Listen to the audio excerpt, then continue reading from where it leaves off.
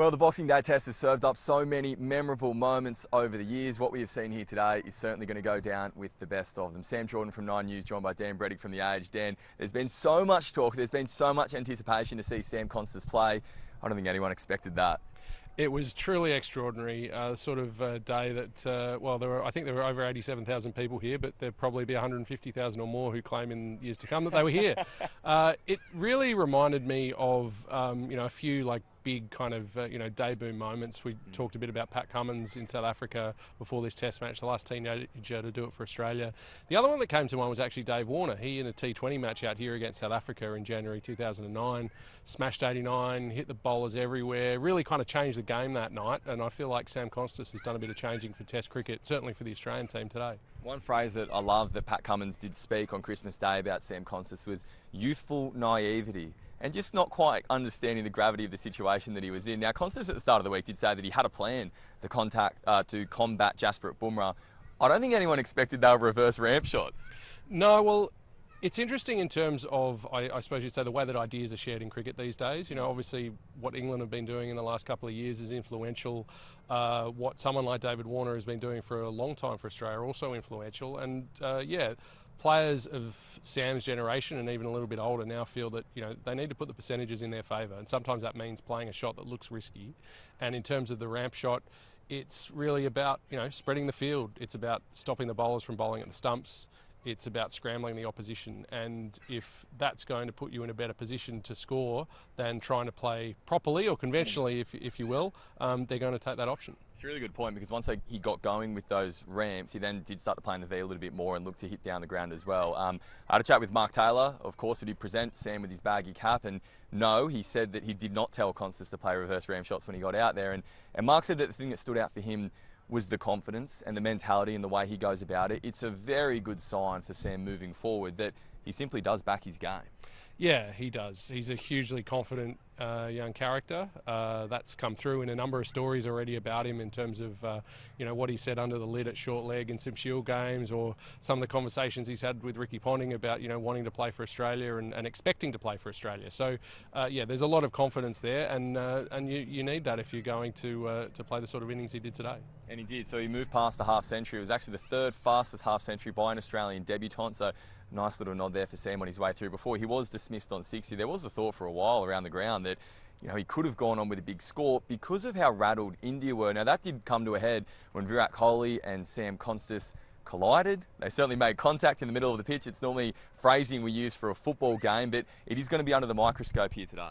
Well, we're at the MCG, and to use a little bit of sort of AFL terminology, it felt to me like Virat Kohli was trying to find Sam Constance, like a tagger was trying to find a star midfielder in the centre square before a bounce. That's what it looked like. And Sam Constance spoke about it after play tonight, saying that Virat accidentally bumped into him.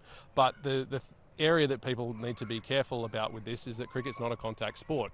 We already saw, a bit of ICC involvement in terms of some fines for Mohammad Siraj and Travis Head earlier in the series.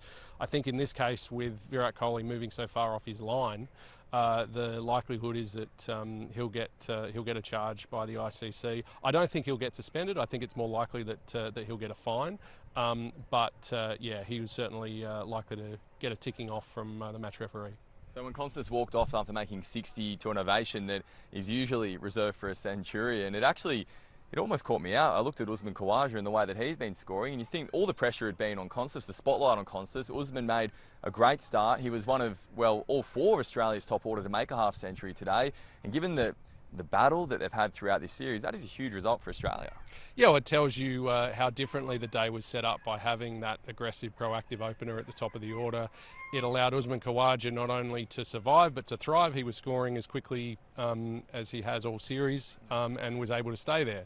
That in turn helped Marnus Labuschagne, that in turn helped Steve Smith. And so you had, for the first time I think it is since 2015, the top four for Australia all passing 50. And certainly in recent test matches in Australia with bowler-friendly conditions, that's not been a very likely scenario. So that again shows you how much Sam Constance changed the game. Marnus looked great. He would be disappointed, not only by the way he got out, but to go when he did, because it did swing momentum.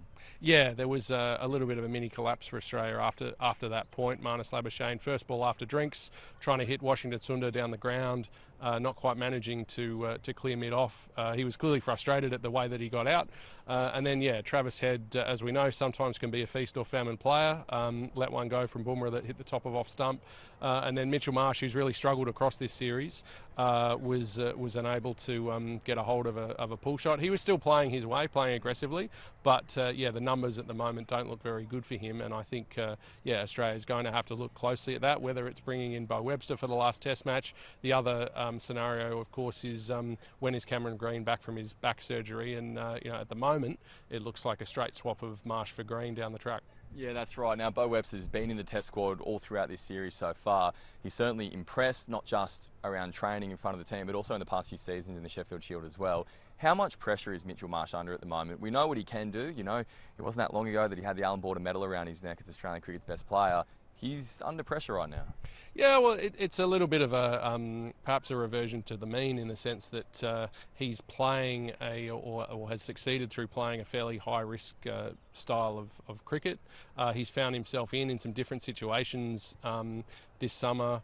Jasprit Bumrah, obviously, as high class a bowler as you're going to face anywhere, and that has, yeah, I don't think that's helped him.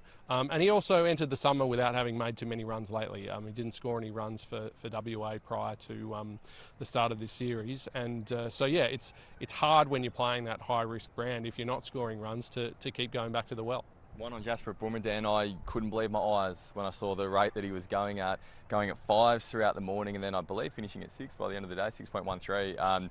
Extraordinary. It's something we've rarely seen in Test cricket anywhere, but certainly given that the struggles Australia has had against him so far throughout the summer, it must give them a huge confidence boost. Yeah, there's a couple of interesting statistics from the Sam Constas innings and how much it changed things for Bumrah in particular. I don't think he'd been hit for a 6 in Test cricket at all over the past couple of years. Sam Constas hit him for 6 a couple of times.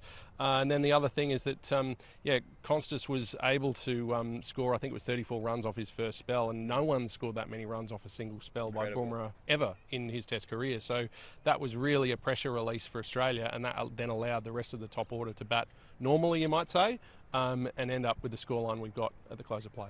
Steve Smith still at the crease, Alex Carey continuing the form that he has shown throughout this summer as well. How strong is this position that Australia has found themselves in at the MCG after day one?